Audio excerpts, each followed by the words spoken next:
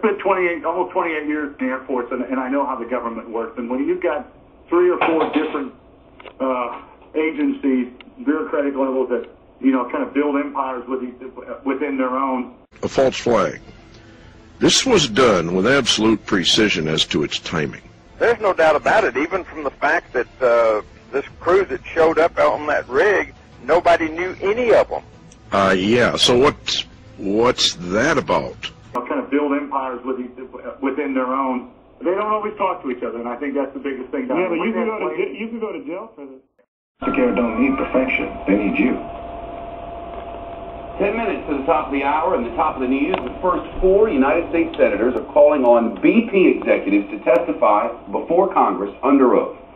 Not about the disaster in the Gulf. These senators want to know what role the oil company had in the release of a convicted terrorist and whether it was all about securing a contract in Libya. Now, you may remember this man from last year, al-Megrahi.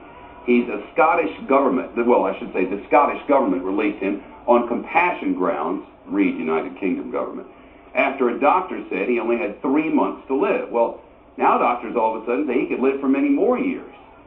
He had been serving a life sentence for the 1988 bombing over Lockerbie, Scotland. 270 people died in that attack on Pan Am Flight 103, most of the victims Americans. BP officials say they did talk with the British government about getting al-Megrahi released more quickly, but they said it was just to help British business interests in Libya and that they had no actual say in the deal.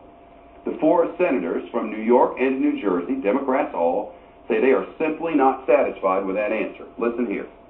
They have dodged the truth whenever they could, including in the Gulf, including now in this situation. And the question of whether or not we're making a final disposition here at this podium, no, we're not. But the fact of the matter is, we want them to tell the truth under oath on our shores. Senator Frank Lautenberg of New Jersey. So far, the British government has not followed along with the senator's new request to look into the connection. In other words, they're not fully cooperating. For us to walk back our environmental and drilling decisions, and that the leak that we did on purpose, got out of control and now is too big to contain. Your network put out the former FEMA director to make an accusation that the well had been purposefully set off.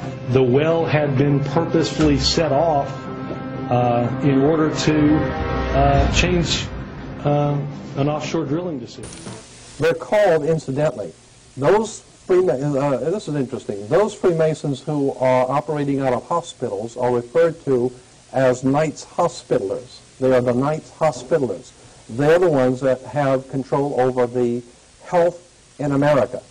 The American Medical Association, the American Health Associations, all hospitals come under the Knights Templars, or what they call the Knights Hospitallers. I got news for you, pal. You ain't so when you hear all this crying right and complaining on the news by the politicians talking about the absolutely prohibitive cost of medical care, what they're saying is our brothers in the Knights of Hospital, the Knight Hospitallers, need some more money.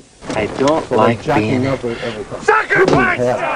We're being had by some very powerful secret societies that control our very life.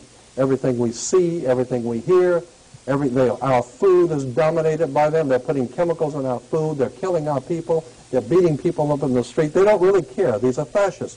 They don't care a thing about you or anybody else. They have only one thing in mind, and that is the direct control over the human race. It's called the New World Order. You know, it's a cultural thing.